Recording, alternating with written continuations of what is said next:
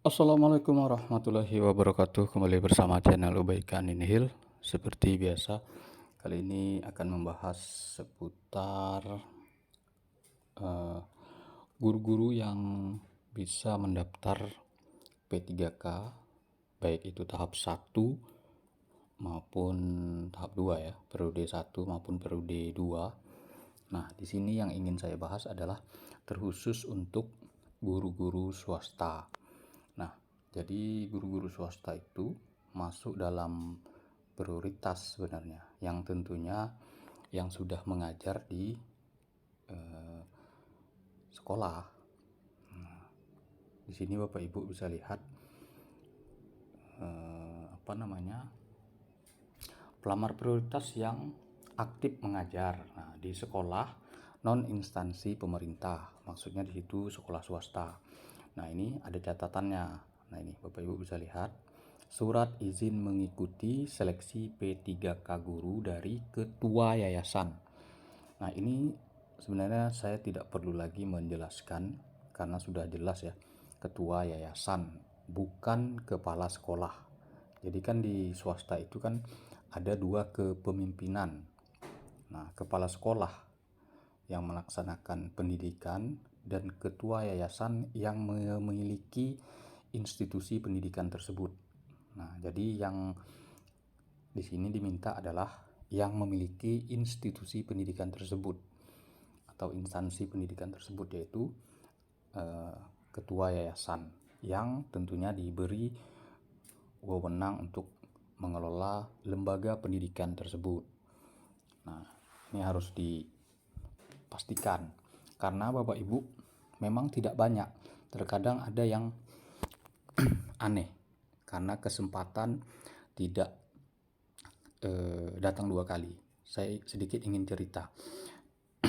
Seleksi tahun 2023 yang tahap akhir itu, tahun 2023 yang lalu, itu salah satu syarat itu kan ijazah asli yang sudah dijadikan PDF diupload. Nah, teman kami itu mengupload ijazah yang dilegalisir, tentu tidak lulus administrasi dan tidak bisa mengikuti tes, padahal dia sudah memiliki serdik dan bisa dipastikan lulus pada tahun 2023 tersebut. Tapi gagal di administrasi karena dia mengupload ijazah yang dilegalisir, padahal sudah sangat jelas yang diminta ijazah asli. Nah, sekarang tahun 2024 itu kan formasinya di tempat saya itu hanya 4, bayangkan. Sedangkan yang sudah lulus PPG itu banyak. Nah, tentu persaingan ketat, peluangnya sangat kecil untuk yang serdik karena formasinya sedikit. Nah, di tahun 2023 itu formasinya banyak, 40. Sedangkan yang serdik pada saat itu kalau tidak salah saya sekitar 20-an lebih, tidak sampai 40. Nah, jadi selebihnya itu yang tidak sertifikasi yang lulus.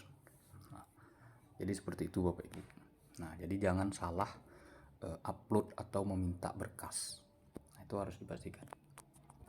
Nah, terus lagi saya juga ingin menjawab pertanyaan eh, saya jurusan MPI Pak, apakah bisa ikut P3K? Saya jawab bisa. Tapi dia menjawab lagi, saya belum honor.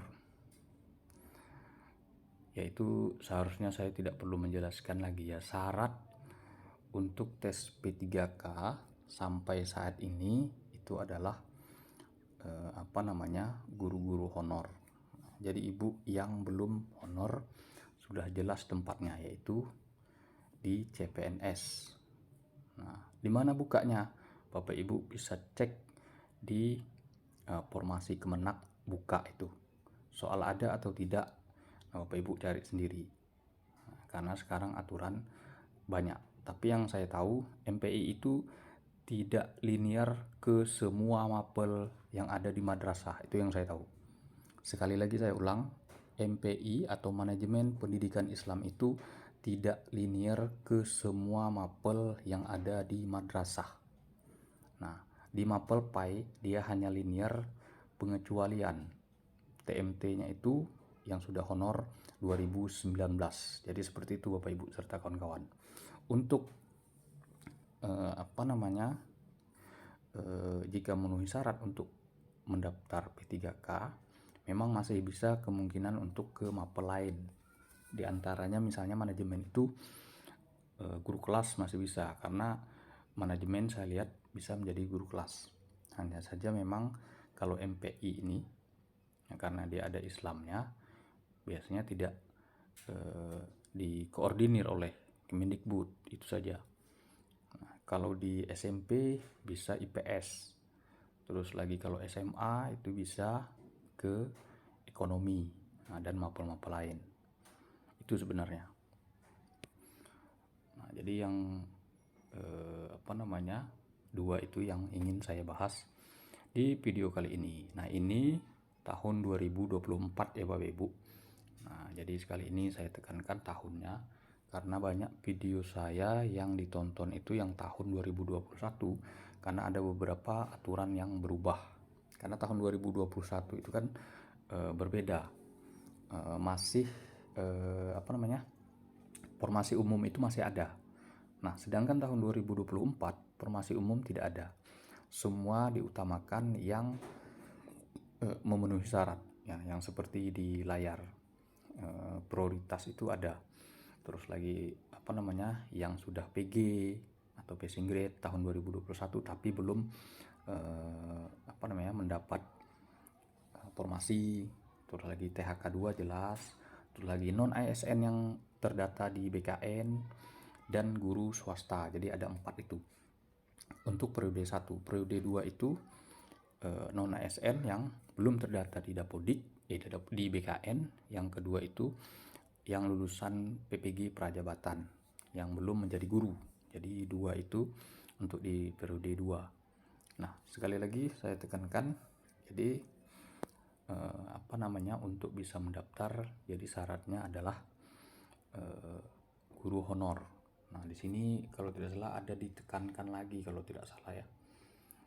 Tahun 2023 kalau tidak salah ya. Saya lihat, saya lupa. Nah, itu yang di periode 2 nanti. Minimal dia honor itu tahun 2023 hingga sekarang, berarti 1 tahun kurang lebih seperti itu. Nah, Bapak Ibu bisa cek di syarat di periode 2. Nah, ada juga yang ingin saya bahas yang terakhir adalah banyak guru-guru swasta itu mempertanyakan kalau kita tidak terdata di BKN bagaimana? Itu kan sudah jelas ya. Pendataannya itu tahun 2022 dan sudah sangat jelas juga yang honor di instansi pemerintah. Pada saat itu bukan saja guru, semua honor yang ada di instansi pemerintah. Berarti kalau di Kemenak itu dari mulai KUA, terus lagi madrasah, MI yang negerinya semua, sampailah ke di Kemenaknya. Nah, di Kemendikbud juga seperti itu, bukan saja di Kemendikbud, di semua kementerian, baik itu Kementerian Kesehatan, Kementerian Pertahanan jika ada honornya. Nah, itu semua didata. Nah, itu tahun 2022 termasuk saya. Jadi ribet pada saat itu karena harus mengupload SPTJM bahwa kita itu dibiayai oleh APBD atau APBN. Nah, jadi kita upload lah kalau tidak salah waktu itu 5 tahun. Nah, bahwa kita honor sudah 5 tahun dibiayai oleh APBD. Nah, jadi seperti itu. Nah, jadi Bapak Ibu tidak perlu mengecek data jika merasa tidak di honor di instansi pemerintah. Nah, Bapak Ibu masuk di kategori guru swasta. Jadi untuk mendaftar ya. Jadi seperti itu. Jadi yang tidak termasuk tidak usah dipikirkan ya. Pikirkan kategori yang kita termasuk di sana. Mungkin itu saja Bapak Ibu serta kawan-kawan, semoga bermanfaat. Jangan lupa subscribe, like, and share. Berikan komentar barangkali jika ada yang ingin ditanyakan. Demikian saya akhiri. Wassalamualaikum warahmatullahi wabarakatuh.